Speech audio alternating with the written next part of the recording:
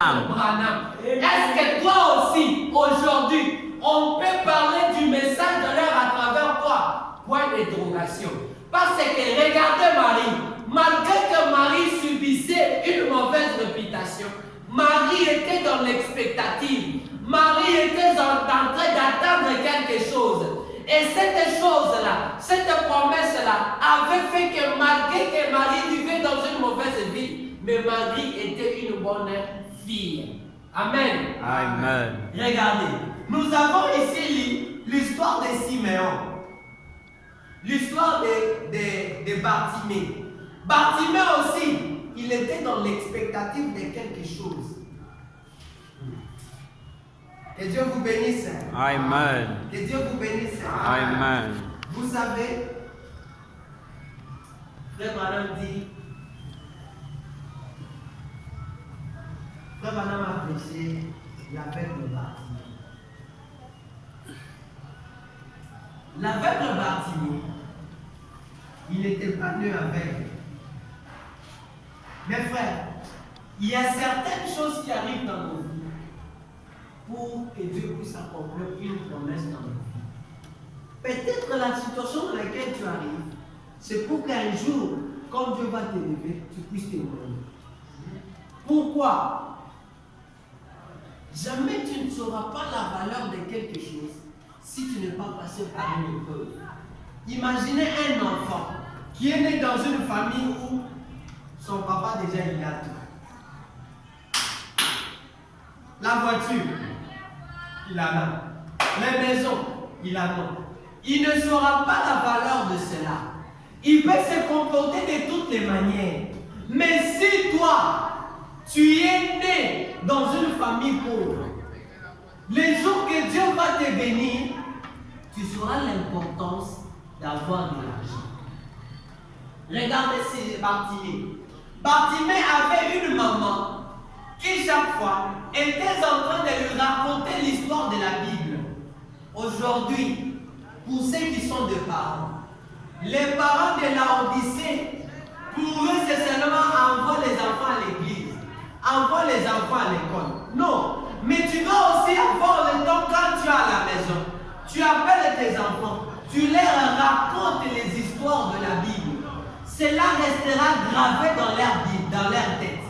Et quand ils seront grands, ils ne vont pas se dégoûter de cela. Pourquoi? Parce que Bartimée était en train de dire, ma maman m'avait parlé qu'il y avait une femme qui s'appelait Anne. Ma maman m'avait parlé de l'histoire de Jérémie. Que Dieu vous bénisse. Amen. Regardez, Bartimée, il avait 20 ans. Il ne voyait pas.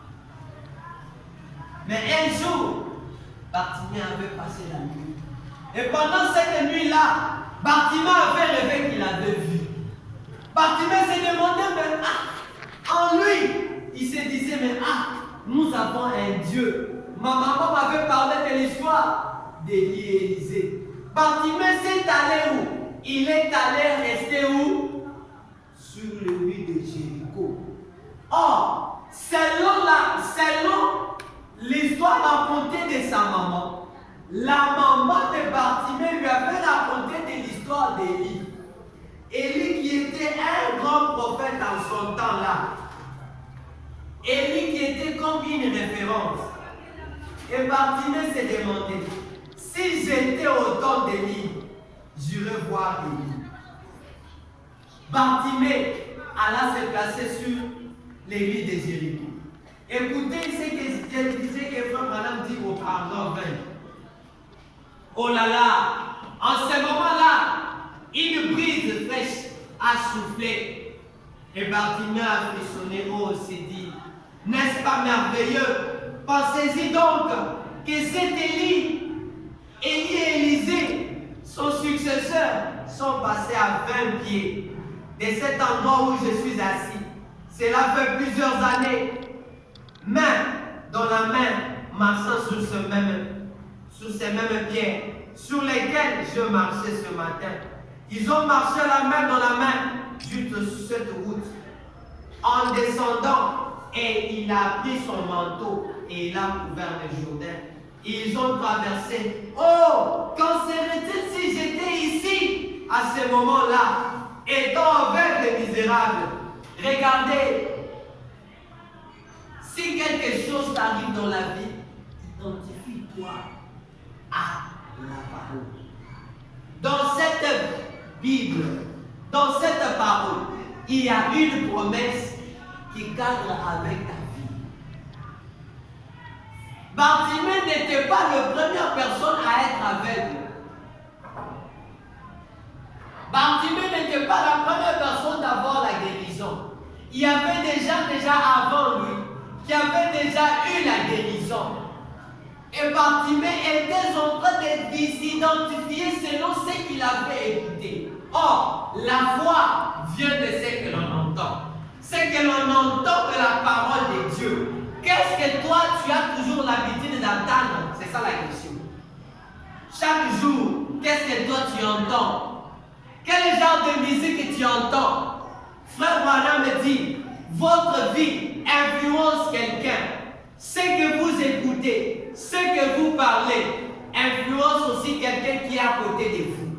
Regardez, si toi, tu es en train d'écouter la musique, d'écouter la prédication, cela influencera ta vie. Cela créera en toi une certaine atmosphère. Et Bartimée pouvait se demander, si j'étais au temps d'Élie, j'irais voir Élie. Mais Bartimée s'est dit, c'était où? C'était sur les rives de Jéricho. Bartimée allait se rester sur les rives de Jéricho. Il était en train de méditer sur l'histoire d'Élie et Élisée. Moi, question que je te pose, qu'est-ce que tu es venu voir ce matin? Qu'est-ce que tu es venu écouter ce matin? Tout dépend de la manière, tout dépend de la considération de ce que tu as. Si tu es venu pour avoir les bénédictions, Dieu va te bénir. Si tu es venu pour avoir l'élévation, Dieu va t'élever. Si tu es venu pour avoir la promesse, Dieu va te les donner. Tout dépend de toi. Regardez Frère Branham dans la présence de la sœur Hattie White. Frère Branham a commencé à relater comment est-ce qu'il avait créé les écureuils. La sœur Hattie White, elle n'était même pas là, mais elle a cru à cela. Elle a dit Amen. Or, la Bible dit, celui qui reçoit un prophète en qualité de prophète recevra aussi la récompense d'un prophète. En ce même endroit, la colonne de feu et d'incendie, il a dit à Ti, demande ce que tu as. Ce matin aussi, si tu as besoin de quelque chose, tourne le regard vers Jésus. Amen. Tourne le regard vers Christ. Il est le Dieu infaillible.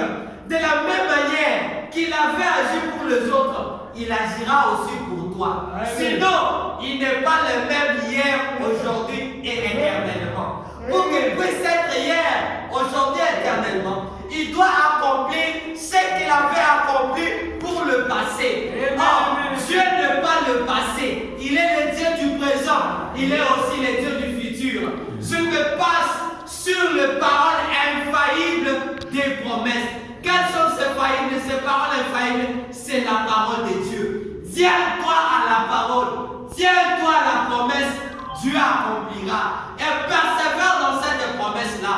Regardez ce que Bartimée disait. Bartimée pouvait se demander, si j'étais au temps d'Élie, j'irais voir Élie. Or, Bartimée avait oublié que le Dieu d'Élie était incarné dans un corps de chair. Cette colonne de feu avait pris chair. Cette nuée de gloire qui avait conduit les enfants d'Israël n'était pas seulement une nuée, mais elle était devenue une personne. Cette nuée-là était en train de marcher sur les rives de Jéricho. Mais pour que cette promesse-là puisse s'accomplir, Bartimée devait s'aller se tenir sur les rives de Jéricho. Pourquoi? Parce que si ces rives de Jéricho, Jésus-Christ devait passer par là. Alléluia. Amen. Alléluia. Amen. Est-ce que vous êtes là? Amen. Est-ce que vous êtes là? Amen. Regardez, Bartimée s'est rappelé encore de l'histoire d'Élisée.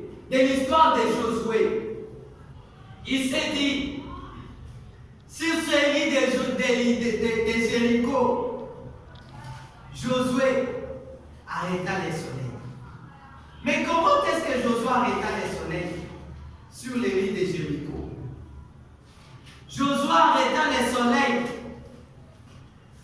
sur le lit de Jéricho parce que Josué avait une promesse.